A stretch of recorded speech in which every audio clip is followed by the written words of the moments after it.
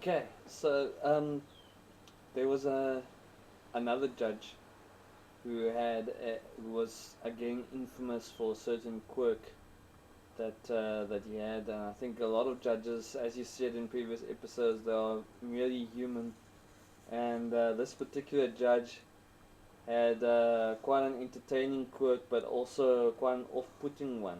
Can you tell us about that particular judge?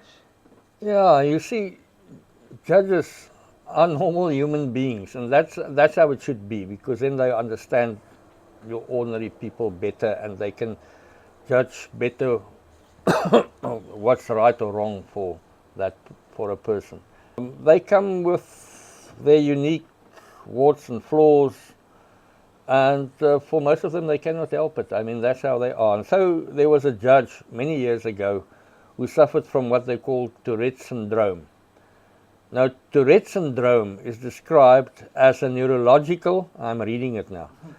Tourette Syndrome is described as a neurological disorder that may cause sudden, unwanted, and uncontrolled rapid and repeated movements or vocal sounds called tics. Yeah. That's Tourette Syndrome. So this judge suffered from this uncontrolled, rapid, and repeated vocal sounds. Yeah. That was what he did. But it wasn't any sounds. Yeah. Profanities. Ah. Profanities was his thing. So while he would be listening to evidence or argument, he would constantly tap his pen on the bench and utter these profanities. Now, on the one hand, he suffered from Tourette syndrome, but on the other hand, he was a very experienced judge. So he also did not suffer fools gladly, and in courtrooms, as we know, fools come at a dime a dozen. Yeah. You always have them. And any experienced judge, especially in civil cases, can at a very early stage determine where the case is going. The reason is that in civil trials we have our pleadings beforehand. So he sees what the issues are. The issues are limited to a great extent, and in many cases, I would not say in all, but in many cases, the actual, what we call viva voce evidence, the oral evidence, do not really have change the perception you have after you've read the pleadings beforehand. So the evidence, as in this specific case, was also not so important, because you know exactly where it's going, and you can actually measure the witnesses' credibility and so on against the pleadings. Yeah. So what happened here is that a long retired judge president, who was a friend of mine, he's also not with us anymore, but he was as a young counsel, he appeared before this judge with the Tourette syndrome. And he tells me that on that day, one of the parties called a witness called Henry James Langridge. Now, during the evidence, during the trial, especially when the witness is long-winded or talking irrelevant stuff and so on, or unnecessary stuff, this judge with the Tourette's gets all more and more worked up, and he's tapping louder and louder with his pen on the bench, and these profanities become louder and louder.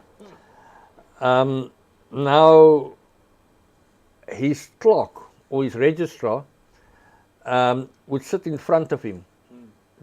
He would sit high on the bench, and his clerk would sit right in front of him, and and it was her job to listen now. And if the profanities become too loud, she would get up and then just give him a sign, like putting a finger to her mouth, or just whisper to him, Judge, just turn it down, and so on. Then he knows, because he doesn't realize how loud his profanities are. So this day he was sitting there, and listening to this William James languages evidence, real pompous kind of guy, irritating kind of witness, and the tapping became louder and louder, and the profanities he used to say under his breath all the time was and it became louder and louder. At one stage he became so irritated, he wanted to cut this witness down. He wanted to come down on him and cut him down and so on. But now he wants to speak to him, but he can't remember his name. So he tapped with his pen on the bench in front of him to attract his registrar's attention. And when she turned around and got up and said, "Yes, Judge," he looked at her, he says to her, "What's that name again?" She couldn't believe what she's hearing. She said, "Sorry, Judge? What's that name again?" She said, "Language, Judge." He says, "Man, my language. Just tell me what's that name again." And the whole court, at that stage, the whole court could hear it. Yeah. By that time, everyone knew. And still, he was a very good judge. But Despite his language. yeah, but he could identify one if he sees one. Yes, yeah.